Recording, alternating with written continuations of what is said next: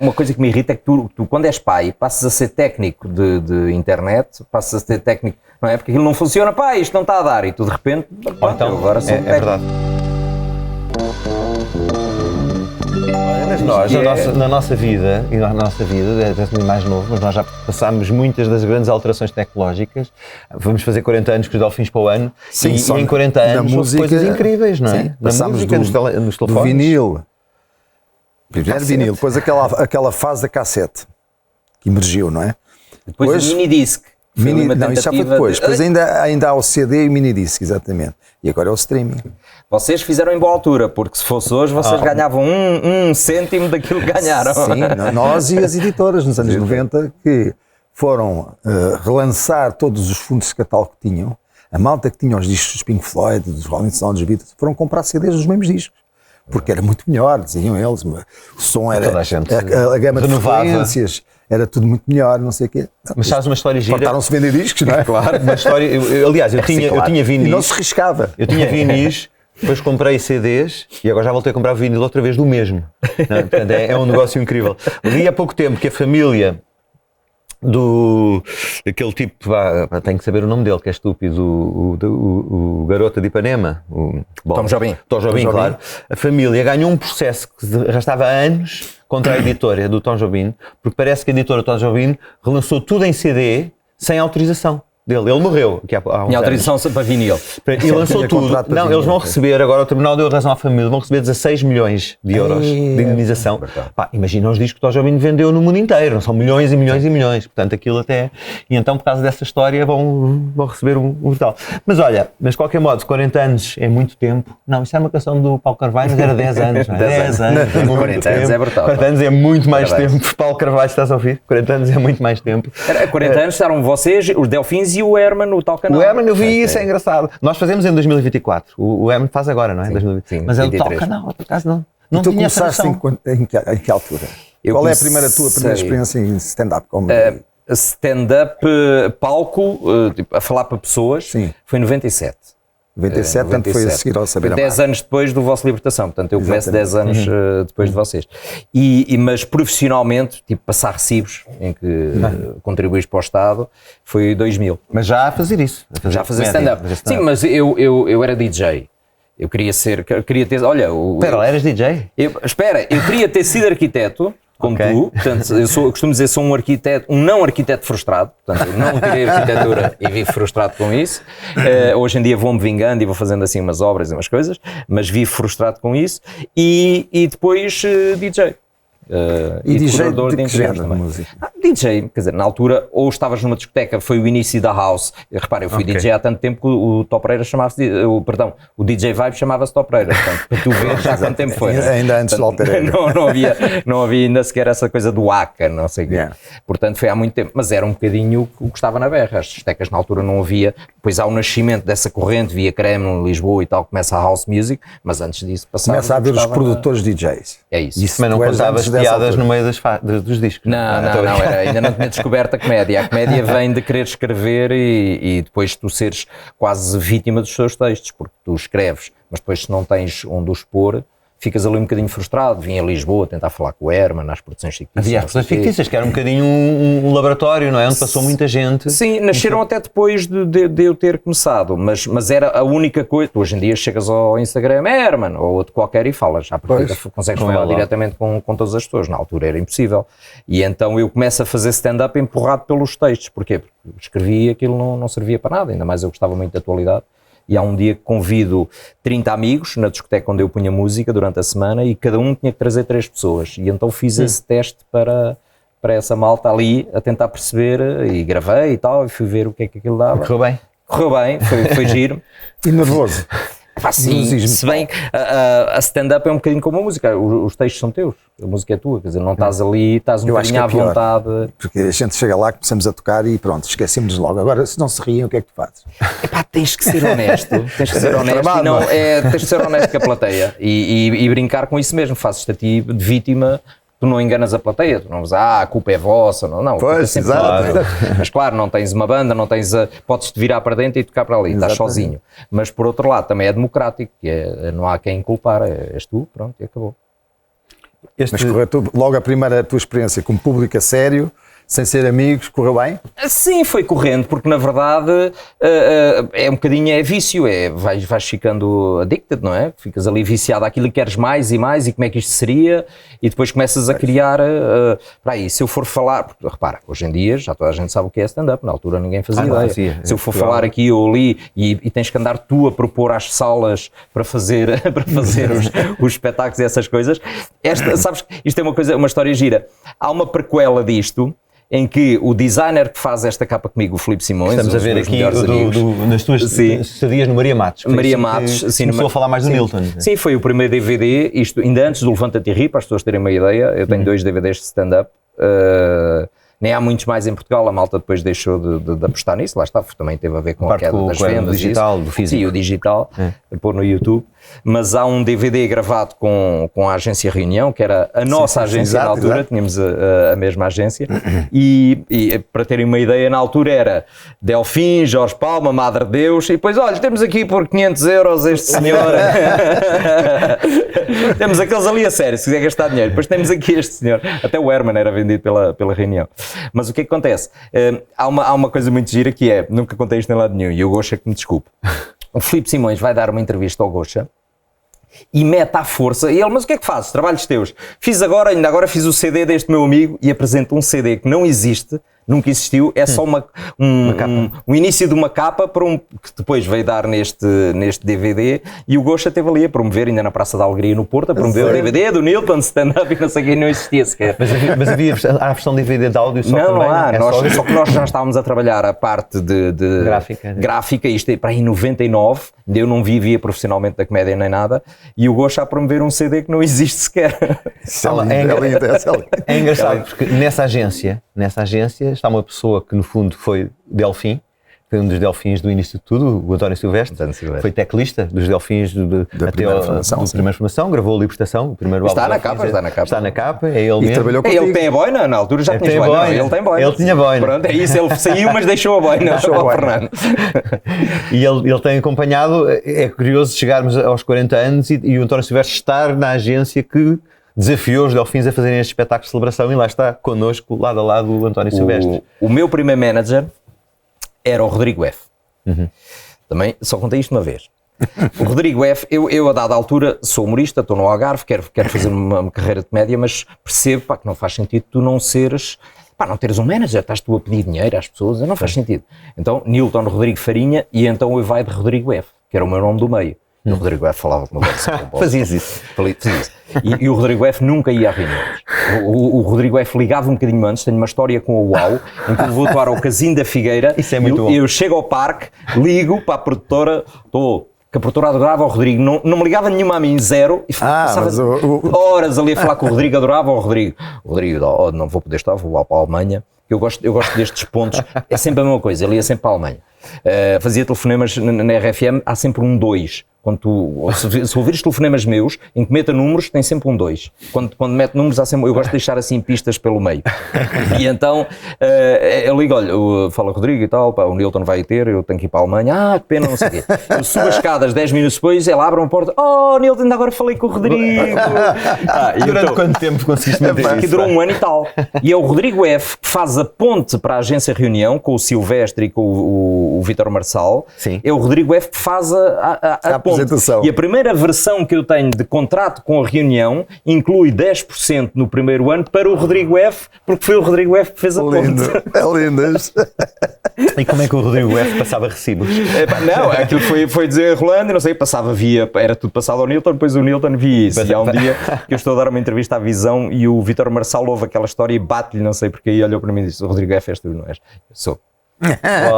Eu estou no casino do Estoril para ter uma reunião com o Júlio César, porque entretanto tinha ido ver o meu espetáculo ao Maria Matos, e o Júlio César está comigo meia hora à espera à porta do casino para o Rodrigo F chegar.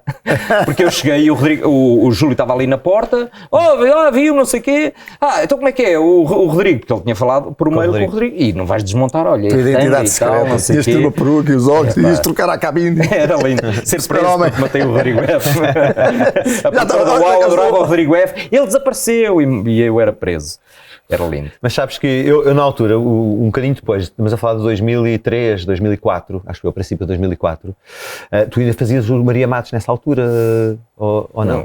Não, quer dizer, havia várias salas que começaram, posso ter lá ido uma outra vez, mas esse DVD é 2002, quando é gravado ali. Pronto, eu lembro-me quando nós, há uma altura da vida dos Delfins que tem aquela decisão, pá, e se a gente abrisse um bar com música ao vivo? Que qualquer músico que esteja a ouvir isto nunca tente isso. Nunca deve fazer. Eu já tinha ouvido esse conselho de um músico, E agora está o Luís Pires a dizer, caraças, agora é que avisa. Agora está demais, agora que ouvi isto. Agora é que e então basicamente era os 5 Delfins sócios e tínhamos mais um sócio exterior e tínhamos um bar e queríamos fazer música ao vivo, tínhamos um palco fixe de madeira, que era um palco, equipamento impecável.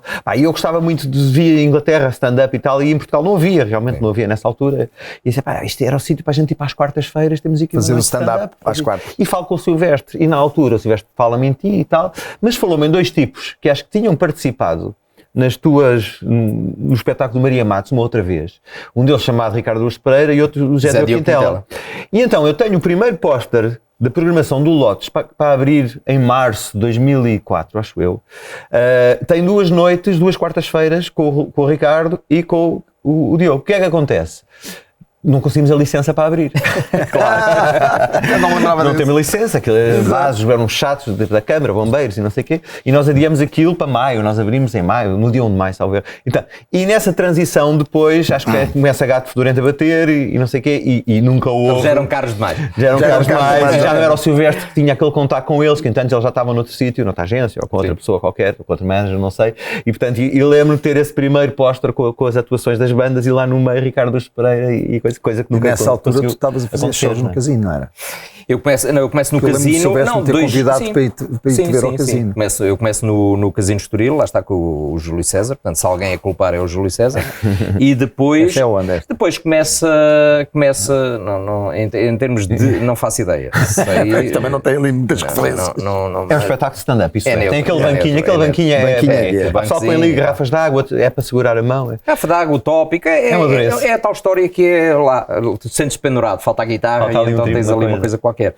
Mas na verdade quem despoleta depois isto tudo é a televisão. Levanta-te e ri. Mesmo que houvesse, repare, eu já vivi da comédia, embora eu tenha um... Que ano Levanta-te e ri? Levanta-te e ri é de 2003, janeiro de 2003. Okay. E embora eu tenha um lado... Isto para mim é uma empresa, vende comédia, mas é uma empresa, e eu apostei muito no lado empresarial desde o início porque percebi que era ali que havia dinheiro. Portanto, quando eu digo vivi da comédia, tem a ver muito com esse lado empresarial, de fazer espetáculos para empresas que eu comecei a furar por aí logo. O corporate. Mas é o Levanta-te e ri que te leva para o público. A televisão antigamente tinha essa capacidade de abrir uma porta enorme. E começaste a fazer também festas de verão. Eu lembro da gente chegámos a tocar com o Aldo Lima, num espetáculo que o Aldo Lima fazia a primeira parte de nós, não é? Também fazias isso? Sim, muita coisa. Isso ainda se vai fazendo isso hoje. Dessa altura, sim, ainda vou fazendo Fatacil, sei lá, Expo Facic, essas coisas volta e meia vão tendo comédia. Eu tenho talvez a maior plateia ativa, assim, comparado com uma banda como vocês. Achas que consegues comunicar com as pessoas como nos auditórios? Não. Parece-me ser mais difícil, não é? É como vocês estarem só com uma guitarra acústica, uma coisinha pequenina. Vocês vivem mais também da comunicação, do texto, não é? Da conversa.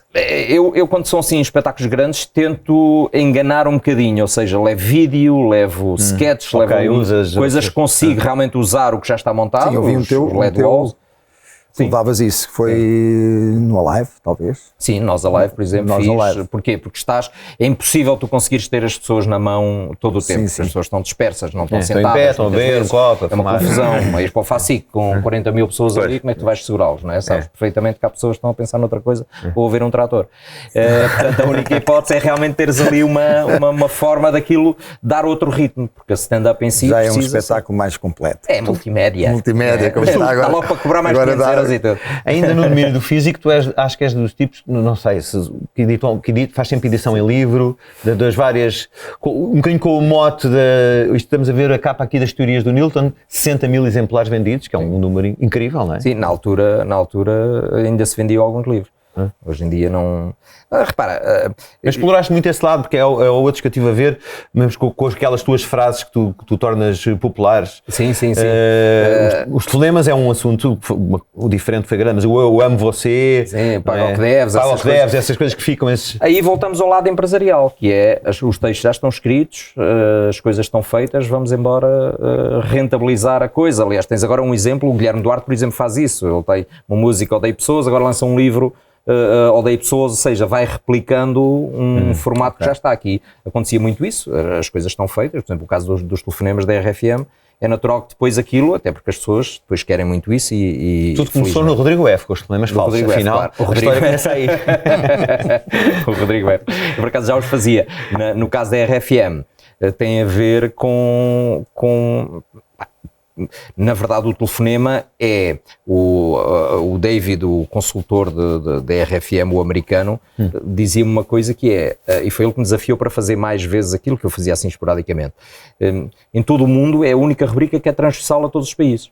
Tens um país que tem um músico que faz lá umas músicas, tens outro que tem um humorista não sei quê, tem outro na cultura geral. Na verdade, a música, o telefonema é a única rubrica que é no mundo inteiro, em todas as rádios por onde ele anda, tem sempre sucesso uma rubrica com telefonemas. Pronto, e acabou por ser um bocadinho... Houve assim alguma escandalosa que... Tantas. Deve ter havido várias. Tantas. Eu adoro uma que é talvez das que teve mais sucesso, não só redes, viralização, tem a ver com o telefonema para a Federação Francesa de Futebol, porque é apanhado o autocarro com campeões da Europa. E eu ligo para a Federação, em francês, pour vous c'est un bibelot, hein? E eu queria comprar, acheter les bus, pouvez acheter les bus, e ela, mas porquê? Quero comprar, pour vous c'est un bibelot, e não sei o quê. Esse funcionou realmente muito bem, pá, mas sei lá, é um manancial, até ligar para a própria RFM, há um manancial de coisas. Eu gosto sempre daqueles que são mais nonsense, em que tu não... Tem um lado nonsense de situação, sei lá, uma vez apanhei ir aqui na rádio, já não lembro, havia uns 9/24 horas de 2008, e eu comecei a ligar para os anúncios de carros à venda em 2008. Okay. Era uma conversa tão nonsense que eu dizia à pessoa, olha, estou aqui a falar de 2008, estou aqui a ver um Corolla, e a pessoa, mas eu vendi esse carro já para aí em 2008. Sim, eu estou aqui em 2008, estou a ver agora. Eu adoro isso. E não mandavam dar uma volta assim. Há muitos, não, mas isto, repare, isto é tentativa e erro. Há de haver, é um bocadinho como fazer músicas, não é? Vocês fazem músicas e vão tentando, e aqui é igual. Estes fonemas vão para palco, não é? Vão para os coliseus, não é? Estes fonemas vão para coliseus. Hoje em dia não há empresarial que eu faça que não me peçam os telefonemas. Continua a ser... Nós temos uma reunião, a primeira coisa que nos digam logo é, espera aí, nós queremos fazer os telefonemas. Mas espera aí, mas como é que tu fazes combinado?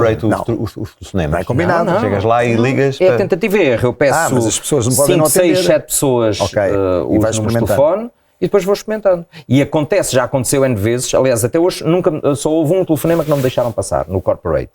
E isto e eu digo isto porque, na verdade, todos somos enganados. Eu já fui enganado e passei o telefonema na rádio na altura. Eu estou com um CEO de uma empresa, consultoria, e quando ele sai, a Maria, a minha manager, diz, olha, e se ligássemos aqui para este senhor? E elas estão, mas ele ouviu a conversa, sabe que o Nilton vai ligar, está bem, mas passem-me a informação. O senhor tinha comprado um carro, deram uma informação do carro, a morada de casa e essas coisas, que é um gancho para tu agarrares logo a pessoa. Depois é ele não perceber que é outro. Mas tu quando ligas, diz Miguel Anjo, morador na rua tal. Exato. Obviamente tu já ficas logo. Como é que ele sabe? É? Portanto, aquilo é muito mais fidedigno, não é? E eu ligo para o senhor, ele tinha comprado o carro, eu digo que ele tem que entregar o carro na marca, ele fica ali um bocadinho de pulga atrás, mas o que é que se passa com o carro? Olha, não sei, mas não dei mais de 80. E ele, mas o carro custou-me quase 200 mil euros, tem que entregar o carro, não sei o quê. A seguir, liga-me a marca. Sorte das sortes, eu tinha trabalhado para essa marca e tenho o telefone do engenheiro. Tinha sido para quem eu tinha ligado. Grande coincidência, isto o mundo tem coisas engraçadas. E eu atendo e ele, olha, estou aqui a ligar, você ligou para um cliente nosso por causa deste carro. E eu, queres um? Olha, vamos receber um agora, e começa a descrever o carro do outro. Quer jantes? Se quiser jantes, volante como se fôssemos desmantelar o carro.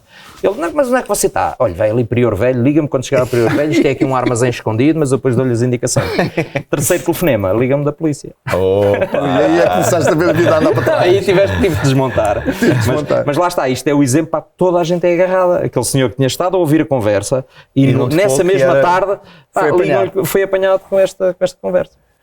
Pronto. Ok, quando se fala de stand-up e voltando ao Levanta-te e Ri, é incontornável, obviamente, falar no motivo Delfins, como é que foi parar ao Levanta-te e ri as piadas? Eu vou-te dizer, a primeira vez que eu me lembro, na comédia há uma coisa que é o efeito carneiro, e se tu fores preguiçoso, estás sem tema, é fácil bater para ali. E bates sempre em quem está em alta. Claro.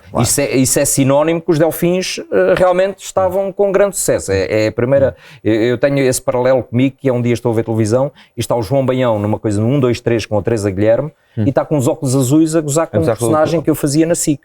E a primeira coisa que eu pensei foi, mas eu sou assim tão famoso a fazerem já sketches. Mas é isso, porque é exatamente isso. É sinal que estás a bater e os Delfins eram claramente a banda que estava na berra e tem esse preço, que é, claro, mas não é só com vocês, é com o Ronaldo, é com toda a gente. E a primeira vez que eu vi isso foi acho que foi o Ricardo Pereira, precisamente neste DVD. Na Overdose. Não é uma... Sim, da Overdose e Miguel Ângelo, estás a ver uma Overdose há 20 anos. Tinha a ver com uma estatística qualquer americana, que morriam os músicos aos 27, não é? Aos 27 e neste caso... Eu acho que tinha 37 nessa altura. Ele dizia estar-nos a ver há 10 anos uma Overdose. Mas essa tem graça. Tem graça. E eu acho que isso depois tem a ver com a preguiça e com nada une mais duas pessoas com um inimigo comum. E depois é um bocadinho sem, é preguiça. Uma piada, pronto. Piada à altura do Marcos Mendes. Piada, não sei o quê. Portanto, acaba o Zé Castelo Branco e realmente ali naquela altura, eu às vezes até dizia aos produtores do programa, censurem estas coisas, porque às vezes cada humorista, não tinha a ver com vocês, era com, cada humorista tinha uma piada, a Elsa Raposo na altura, o José Castelo Branco. Copiava, que era tudo igual, não? Sim, às tantas é preguiçoso. No teu processo de inspiração para escrever, também faz uma espécie de caricatura das pessoas que vais falar, é óbvio. É óbvio, e pegas naqueles... E da sociedade naqueles vai lá itens que essa pessoa que dá para brincar, não é? Mas há um lado que me irrita, que é o lado de está tudo a bater no mesmo. Isso irrita-me. Tenho sempre esse lado. Nós sabemos o que é isso. Não há necessidade disso. Aliás, eu vou-te dizer uma coisa, não sei se já vos disse isto. Quando eu tenho o 5 para a meia-noite, 5 para a meia-noite vem em 2009, e o meu primeiro convidado, e nós não tínhamos uma relação assim tão próxima, embora fosse uma pessoa que eu gostasse, o meu primeiro convidado no 5 para a meia-noite em 2009 é o Miguel Ângelo. E eu disse na produção, é verdade, na altura ao Érico, toda a gente bate nos Delfins, eu vou fazer exatamente o contrário. O meu primeiro convidado vai ser o Miguel Ângelo. Foi, sim senhor. Que era precisamente a contrariar isso. E bateste nele ou não? Não, era exatamente ao contrário. Irrita-me esse lado do bullying sem razão, porque acho que isto às tantas acaba por ser Mas em Portugal sempre aconteceu isso. Não só no Levanta-te e ri, eu lembro daquela história que foi arrasadora da Laura Diogo. Isso foi mesmo bullying a sério. Mas repara, Portugal tem um problema de países pequenos. Nós só podemos ter um herói de cada vez. Só pode haver um herói. Repara, agora, o ano passado há 2 anos era primeiro o Marcelo, depois era o Almirante. Tem que haver um herói de cada vez. As pessoas não permitem que haja. Mas há ao mínimo erro, o herói passa de bestial a besta. Mas eu lembro-me dessa da Levanta-te e ri, e lembro de um que fizemos uns anos mais tarde, acho que foi em 2012, eu voltei ao teu programa, lembras? E fizemos um sketch muito marado. Do supermercado. Do supermercado, ainda houve do supermercado, que eu estava a trabalhar numa caixa, não é? Sim. Mas lembro de uma coisa que fizemos, eu tinha falado contigo, era fazer uma coisa diferente, que já tinha ido lá em 2009, para fazer uma coisa diferente, tinha visto aquilo que o Joaquin Phoenix tinha feito no Letterman. Sim, pois era. Aquela cena que queria ser rapper, personagem. E lembro que cheguei lá e fui caracterizado com barba, como se tivesse barba há 3 dias, não me lembro muito mal, e fiz um bocadinho aquele papel de fazer as perguntas e eu ficar a olhar para o horizonte. Tinha fritado. E os comentários das pessoas, toda a gente comeu aquilo, não é? Olha, este fritou de vez, este coitado, olha, ainda anda aqui. Já acabou. E aquilo foi um processo gigante. Nós estávamos a falar, entanto vem a miúda da maquilhadora e começa-me a desmaquilhar em direto, a tirar uma barba, que era falsa, não é? E nós a falar como se nada fosse, uma coisa completamente nonsense. Sim. Foi engraçado, e lembro-me porque toquei com o Martim com o contrabaixo, depois eu toquei o Precioso na altura, ele a tocar, e essa foi incrível. Mas esses sketches, às vezes o pessoal, mesmo com tantos anos de comédia e de êxitos, Levanta-te e ris e do stand-up ser uma presença muito forte, leva demasiado a sério. Às vezes o pessoal, eu tenho muitos colegas meus, digo-te que não vão fazer esse tipo de coisas porque acham que aquilo pode prejudicar, que os fãs não vão gostar, que não vão perceber e pode prejudicar a imagem. Há uma coisa que é, a malta leva-se muito a sério. Pronto, tens isso nos políticos, não é? Tens essa dificuldade nos políticos. Eu tenho a sorte de ter conseguido cravar alguns pasquetes, até o António Costa, por exemplo, quando houve aquela coisa do Ice Bucket Challenge, em que tu levavas com um balde de gelo na cabeça, eu cravei o António Costa para fazer com os bombeiros de Lisboa e davam-lhe um banho. Ele foi, e apareceu, ele levou um banho e não sei o quê. A produtora dele dizia assim, como é que você o conseguiu cravar? Mandei-lhe um SMS e ele aceitou. Porque não se leva a sério, eu gosto desse lado. No 5 para a meia-noite, e depois tu vês na internet, então ainda é pior, eu faço um sketch, eu dá muito bem com o Zé Pedro, e o Zé Pedro aceita fazer um sketch em que ele vem na rua, tinha saído do hospital uns dias antes, e eu disse, Pedro, queria que fosse lá ao programa, fingimos que não nos conhecemos, e ele, fazer o quê? Tinha lá umas piadas para ti, olha, onde é que está o fígado de Zé Pedro? Nos contentores. Onde é que o Zé Pedro, não sei o que, estava no hospital, para onde é que queria ir? Para a minha casinha, fazia assim um trocadilho, o gajo, palhaço do pip, não sei o quê, disse embora. E ele está no programa, é o convidado do 5 para a meia-noite, e passa ao sketch. E eu levei com ódio as pessoas loucas. E as pessoas levaram aquilo a ler. Aos calcanhares de Zé Pedro, não é? Tipo aquela hora. E por cima, repara, o Zé Pedro já era a figura que era e depois esteve no hospital. E tu estás a gozar com ele estar no hospital. E tu estás a ver aquilo na net e dizes assim, mas ele está sentado lá ao lado dele, se calhar estão a gozar, não é? Claro, mas a malta as pessoas pensam logo que foi marcação. Ameaçavam e quase te matavam. Passou-se agora uma polémica com o Bruno Nogueira, não é? Por causa da emissão daquele Big Brother falso no Brasil. Não ouviste falar? Que era o último a sair. Sim. Acho que houve uma polémica gigante no Brasil por causa de alguém viu aquilo e não sabe que aquilo era um fake, que era um Big Brother fake e tal. E ele a dizer mal, já não me lembro qual é a história, mas há uma grande polémica. Isto porque tu tens tido também muitas polémicas. Ultimamente, eu tirei meia dúzia delas. Não querem ajudar aquelas. Nem sei se tu as consegues identificar ou não. Isto tinha a ver com estás a ajudar um amigo que tem cancro e precisa de um transplante de medula. Aqui o Ronaldo. Esta do Ronaldo, como é que era? O Ronaldo tem a ver com. Olha, por acaso não ontem vi os palestinianos, não. Tem a ver com. Não há polémica nenhuma. Tem a ver com tu emitires a tua opinião, que hoje em dia, obviamente, toda a gente quer emitir a minha opinião, portanto, contra mim falo. Mas tem a ver com começa a guerra na Ucrânia. E Portugal tem uma ajuda massiva e realmente fomos brutais. Eu era um dos que andava com o meu carro e com um amigo, com o carro dele, a ir à noite buscar pessoas ao aeroporto, a ir ali a uma escola na Graça buscar pessoas e levá-las para os pontos onde as associações tivessem arranjado sítio para eles ficarem, não sei o quê. E eu comentei um dia a dizer que me fazia um bocadinho de confusão como é que o Ronaldo via um país inteiro, o país dele, para Ucrânia, e o gajo com mais seguidores nas redes sociais, Facebook e Instagram a nível mundial, não põe uma boca ao que a Rússia está a fazer na Ucrânia. Percebo, ele tem demasiado, é uma máquina demasiado grande e se calhar demasiados interesses para isso. Mas teve a ver com isso, para mim não houve polémica nenhuma, é uma opinião. Tu achas que o Ronaldo devia falar? Claro que as irmãs dele podiam impossibilitar o contrato da ida para a Arábia. Nesse seguimento houve este comentário do Big Shot, Patrick Cosgrave, da Web Summit, e vê lá o que é que deu. Pois. Mas isto tem e a Amazónia, o que é que foi? Eu fico curioso com a Amazónia foi possivelmente das coisas que mais ódio levei na internet até hoje. Está a ver os incêndios na Amazónia, que já estavam a haver há uns dias. Eu estou no Algarve e mando vir uma coisa da Amazon, flash para as fotografias macro, não sei o quê. Deus.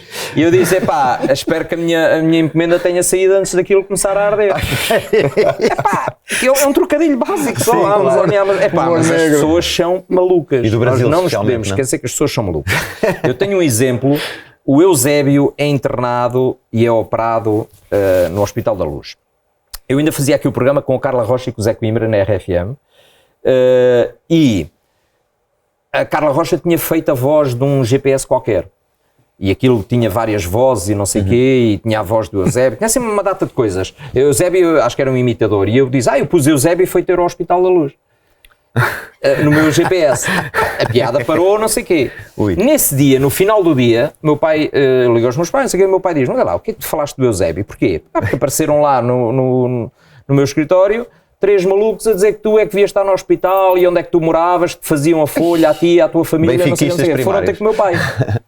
No dia a seguir, chega à rádio, o Miguel Santos, o nosso produtor, vem-me dar um número de telefone. Olha, ligou para aqui o professor José Roquete, que operou o Eusébio e queria falar contigo. Sério? Se os outros foram oferecer porrada ao meu pai, imagina o que é que este vai fazer. Graças, nem vou dizer nada aos diretores, estou lixado. Pronto, ligo para o professor José Roqueta, medo. Nilton, você é o maior, pá, já nos rimos aqui, está-se farto de rir aqui com o Eusébio, com a sua piada, pá, o que a gente já se riu aqui. Diga-lhe uma coisa, faça aqui uns almoços com médicos no nosso auditório, à quarta-feira à tarde, a semana passada teve o Marcelo, para a semana vem você. Isto é grátis, mas o Nilton faz. Quarta-feira à tarde, lá estou eu no Hospital da Luz a fazer uma palestra para os médicos, piadola e tal. Pá, e tu dizes assim, o Eusébio e a pessoa que operou o Eusébio, ri-se disto, uns malucos que ouviram isto, é isso.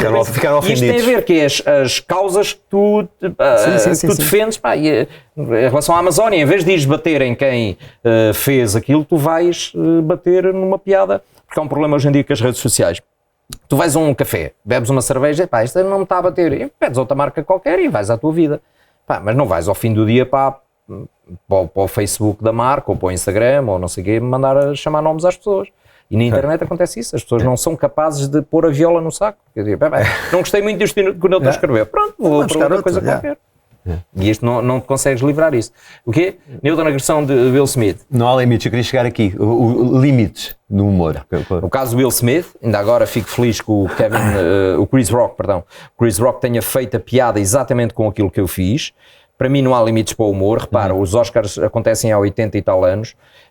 Há sempre um apresentador a gozar com a plateia. O Gervais é brilhante e não pode ser mais insultuoso. Gervais, então, o Gervais é incrível. Portanto, aquela dinâmica existe sempre. Portanto, o Will Smith está no sistema há 30 anos. Portanto, há 30 anos que vai lá e sabe que a brincadeira é aquela. Ele próprio já fez stand-up, portanto, sabe como é que aquilo funciona.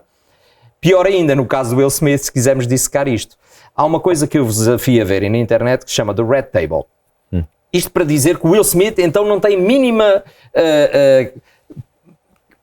autoridade para falar ou para ir contra alguém que esteja a humilhar a mulher dele. Porquê? A mulher do Will Smith, eles têm ali uma relação um bocado esquisita. Ela agora diz que estão separados há 6 anos. Além de estarem separados há 6 anos, vê no YouTube, vão pesquisar no YouTube uma coisa chamada The Red Table. E o que é The Red Table? A mulher do Will Smith começa a andar com o melhor amigo do filho, começa a ter uma relação com ele, an entanglement, como ele lhe chama, e o Will Smith faz um programa de televisão que se chama The Red Table, em que está ele e põe a mulher a admitir frente à América toda, ou neste caso o mundo porque está na internet, que o traiu com o melhor amigo do filho. Portanto, um indivíduo que faz isto existe, The Red Table, pesquisem, pá, que autoridade é que tem nos Oscars para a piada era do G.I., ela ia ser o novo filme do G.I. A piada, se quiseres, é um elogio. A piada até é um elogio. Se quiseres ir por aí, pá, mas lá está. É inexplicável aquela situação. Não faz sentido. Mas o Will Smith aquela reação. É assumidamente uma pessoa com algum problema. Eu só pus estas duas fotografias juntas para quem estiver a ver, porque estás nas duas com a mão, assim, há alguma relação aqui. Eu não sou um humorista muito físico, por exemplo, tu deste o exemplo do Aldo. O Aldo é brutal, epá, sou o maior fã do Aldo. E aliás, fez anos ontem, no dia que nós estamos a gravar. E o Aldo é um indivíduo físico e explora muito bem isso. Epá, eu não, e eu às tantas, eu sou muito quieto, muito texto e tal. Fazia uma palhaçada, que é aquela coisa para os humoristas, não é? Então pronto, mas sempre um bocadinho monocórdico nessa. Estavas a falar que aqui em off, antes de começarmos, que estás a escrever um espetáculo novo e que o Covid acabou por parar todo esse processo. Conta-nos lá, o que é que vai acontecer? Não, a Covid eu acho que aconteceu a toda a gente. Parou o processo pior, parou o processo do que estava a começar, que é tipo aqueles indivíduos que abrem um restaurante em fevereiro e em março entra a Covid. Eu fui um bocadinho isso, que é, estreio um espetáculo e de repente entra a Covid. Aliás, olha, isto é uma das coisas que eu também vou fazendo, divido muito, que é a fotografia, isto é no meu estúdio. Eu tenho estúdio em casa e faço não só áudio, vídeo, como fotografia. Mas pronto, eu nesta fase, eu estou numa fase é porque isto vive muito, como a revista portuguesa, não é? Que falamos, tem que ter atualidade, normalmente. Pode ser mais temático, não é? Sim. Mas tem que ter sempre alguma atualidade. Tem sempre um lado de atualidade. Mas eu tenho uma fase de 20 anos seguidos em que trabalho 20 horas por dia, rádio, televisão, espetáculos, sempre sem parar. Hoje em dia estou mais numa fase de ir-me divertindo e fazendo as coisas que me interessam, e isso obviamente escrever é uma delas, passa, mas já sem aquela obrigatoriedade, felizmente. E tu escreveste para outras pessoas? Não, quer dizer, uma coisa ou outra assim esporádica, principalmente no 5 para a meia-noite, em que escrevia sketches, claro. Há muitos sketches, volta e meia até aparecem na net, acho que graças aparecem na net sketches que eu escrevi, porque são retirados do contexto, nem se percebe que é no 5 para a meia-noite sequer, mas foi muito por aí, eu sempre gostei muito, e curiosamente o meu lado era a escrita. Ghostwriter em algumas coisas de editoras, de me pedirem ou para reescrever, já fiz uns trabalhos assim, ou para dar alguma graça num ou noutro livro, umas coisas assim esporádicas e sempre em off. Mas também não é algo que... Se a minha ideia ao longo dos anos é trabalhar menos e não trabalhar mais. Saborear mais e trabalhar menos. Escolher melhor. Eu só quero que me expliques esta fotografia. Só gostava de perceber o que é que se passa aqui. Esta fotografia, além de 20 anos a menos e 20 quilos a menos, basicamente... É um Newton com um sapato na mão, é Adidas, não é? É uma forma de tu... vamos fazer aqui umas fotografias para um... Aqui era no início, até se não me engano, do início do 5 para a meia-noite. E basicamente é uma forma encapuçada de fazeres product placement. Já era product placement. Pronto, era essa a minha dúvida. Mas porquê os ténis? Porque eu acho giro, eu agora estar aqui a dar sério. Será que é patrocínio? Não, é agora patrocínio. Olha, tu lembras-te quando ouviste Delfins a primeira vez? Tinhas uma relação de proximidade? Não gostavas? Ouvias outras coisas? Não, ouvia... repare, eu sou... o meu primeiro grande concerto, eu sou confrontado com Delfins numa coisa chamada Tina Turner, primeira parte com Delfins. Eu, miúdo, mas foi em que ano? Foi em 90, setembro de 90. Até 90, então estás a ver um miúdo, ali ainda nem, se calhar com 18 anos, de repente, num concerto daqueles, é sorte ter irmãos mais velhos, e a minha mãe deixou-nos vir de comboio, eu nasci em Angola, mas depois morámos na zona centro, em Proença Nova, muitos anos. Eu morei, neste caso, meus pais. E vieste Proença a ver Tina Turner? Viemos, Vila Velha, viemos de comboio. É verdade, e fomos ali para Alvalade. É talvez a primeira vez, sem ser rádio e essas coisas, ou normais com amigos, eu não sei o quê, que eu sou confrontado. Vi ao vivo foi ali na Tina Turner. Que me fez alguma confusão, o vosso som era mais baixo que o dela. Mas isso irritou-me. Irrita-me isso, não consigo perceber. É o ego, é uma coisa de ego. Mesmo assim conseguimos, de certa maneira, meu irmão, que era o nosso manager, conseguiu comprar, entre aspas, quase toda a equipe técnica da Tina Turner, porque senão... para nos deixar ter som. Porque não era, em vez de ser 3/4, era metade.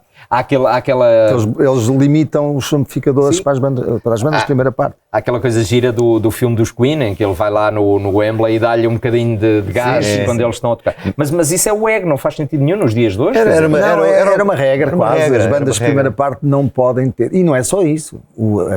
A iluminação só está em pleno para a banda principal. A banda de abertura, ligam lá uns holofotezinhos, umas coisinhas, mas... Pois, não há aquela parafernália. Hoje em dia já não é bem assim. Hoje em dia já há os concertos que é double bill, que se chamam double bill, que são 2 artistas numa noite, mas que não é uma primeira parte. Um toca primeiro, outro toca depois, como são os festivais, não é? Claro. E que normalmente o último é talvez o mais famoso, mas que não é aquilo que havia nessa altura, que era a banda de abertura. Não é? E nós, mesmo assim, fomos promovidos a banda de abertura da Tina Turner. Nós éramos a banda de abertura da abertura. Estou a imaginar as primeiras partes do Nilton, o gajo tem o microfone mais baixinho e as pessoas não estarem a ouvir bem as piadas. Não faz sentido nenhum. Eu lembro perfeitamente disso. Mas porquê que aquela banda tinha um som tão baixo e agora de repente esta tem? Mas sabes que há uma coisa gira em relação a isto dos humoristas, que é... uma vez fomos, não sei se lembras disto, fomos um cruzeiro do Homes Place. Fomos, sim senhora. A Marrocos. Sim. E eu lembro de estar cá atrás e dizer ao Zé Mascarenhas, um amigo meu, que isto é engraçado, os humoristas batem nos Delfins, mas onde tu vês o valor de uma banda é nisto. As pessoas cantavam as músicas todas do princípio ao fim, já vi isso várias vezes, vocês tive a sorte de vos ver.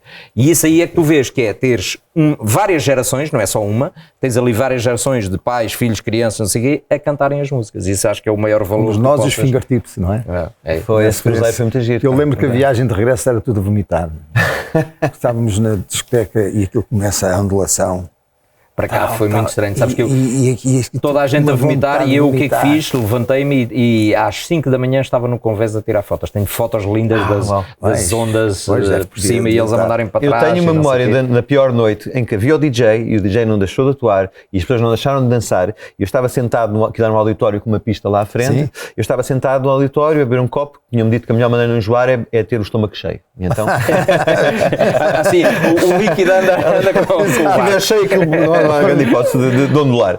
E então lembro-me ver, isto é verdade, olhar para a pista de dança, a plateia transformada em pista de dança, e ver as pessoas assim a dançar de um lado para o outro. Exato, uma ondulação do mar. Foi o alto também, foi o Zé Manel Fingertips na altura. E diz uma coisa, lá nos Fingertips, porque Zé Manel é um nome. Quando vocês faziam o Levanta-Thierry, faziam mais do que um. O Levanta-Thierry, não. Às vezes era mais do que um. No mesmo dia? No mesmo dia. Não. Não, era mais que um humorista, sim, eram 5 ou 6 humoristas. Sim. E diz uma coisa, em relação à música, houve períodos em que havia uma certa rivalidade entre bandas, não é? Entre vocês, como é que era? Há sempre. Há uma frase do Herman que é: nunca esperes que diga bem de ti uma pessoa que quer o teu lugar. Mais ou menos assim. É normal. Para, nós somos um país, se num país, acredito que aconteça nos Estados Unidos, num país pequeno, em que isto não é bem um mercado, é uma coisinha, não temos star system, é natural que aconteça. As pessoas são... O ser humano é assim, o ser humano é um bocadinho já permeável aos atritos. E se tu estás num meio onde aquele teve mais palmas, esse teve mais não sei o que, isso é natural que cria sempre atritos. Este diz aquela piada e eu já tinha dito aquela piada, não sei, isso é um clássico que leva, eu então levei com esse filme a vida toda, tinha feito coisas na rádio que depois, 2 anos depois alguém fez e depois eu fiz ao vivo, mas eu já tinha feito isso, sim, mas por acaso já tinha feito ali na rádio. Mas eu fui o primeiro a pôr na internet. O primeiro a pôr na internet é que conta. Eu fui o primeiro a pôr na internet, portanto já tinha dito. Coisas completas. Da atualidade então, cheguei a ter uma vez aqui uma coisa, nem era uma piada minha, eu até acho que era do Rodrigo Gomes ou do Duarte Pita Negrão. Escrevia comigo uma coisa que era pastilhas para a tosse, que era a atualidade. E basicamente tu às 7 da manhã já estavas a fazer a primeira edição, era às 7h20. E depois, volta e meia, lá punha uma ou outra mais tarde no Twitter. Eu já tinha posto isso. Bem, mas nós já fizemos às 7 da manhã. Foram ver o timing e tal. Isso é natural e vai ser sempre assim. É uma guerra, é um peditório para o qual eu deixei de dar já há muito tempo. Ou seja, não há nenhum projeto de resistência dentro do Levanta-Thierry. Eles fazem um espetáculo conjunto. Fizemos. Fazem umas turnés. Várias, sim, fizemos. Então pronto, então não é assim tão mal. Não, repara. Há amigos. Há muitos, aliás, é algo que elogiei o Aldo Lima, que é das pessoas, curiosamente, desde o início, que já fazia stand-up. Ele não sabia que eu fazia, eu não sabia que ele fazia, antes até do Levanta-Thierry, e foi uma pessoa que mantive, mas tantos amigos, Francisco Menezes, sei lá, tanta malta, mesmo agora desta nova geração, o Raminhos, sei lá, tanta malta, mesmo nova geração, há pouco dei o exemplo do Guilherme Duarte, o Hugo Sousa, de malta que, porreira, mais normal, menos, e que estão cada um na sua. O Raminhos é um bom exemplo disso, está na dele, não chateia Nunca ninguém, pensaste fazer merchandise de t-shirts com estas frases? Chegaste a fazer? Cheguei a fazer, paga o que deves. No 5 à meia-noite tinha muitas vezes as pessoas vestidas, toda a plateia vestida com as t-shirts. Cheguei a vender, acho que vendei para aí 12 mil t-shirts dessas de... O Cão Azul. O Cão Azul que fazia. Havia umas também dos Delfins no Cão Azul, não era? Mas ele fazia assim várias coisas. Havia umas frases de Delfins, já não me lembro bem como era a frase, mas havia. Quando os Delfins decidiram cavar. Delfins, 25 anos, o fim da agonia, era uma coisa assim. Há um sketch desse. Quem é que fez esse sketch? Foi o. Um deles que é os contemporâneos, não é?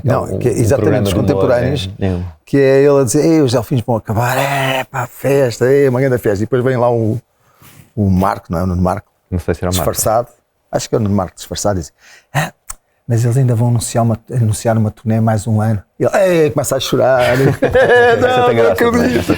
Mas faz parte. Essa tem muita graça. É o preço que vocês pagam pelo vosso sucesso, mas o vosso sucesso e os espetáculos que fizeram ninguém vestiram. És convidado para esta Altice Arena, 6 de Abril, se puderes, és nosso convidado especial. Obrigado. Vai ser isso, vão ser refrões. Sabes que é aqueles espetáculos que é o famoso Give the People What They Want.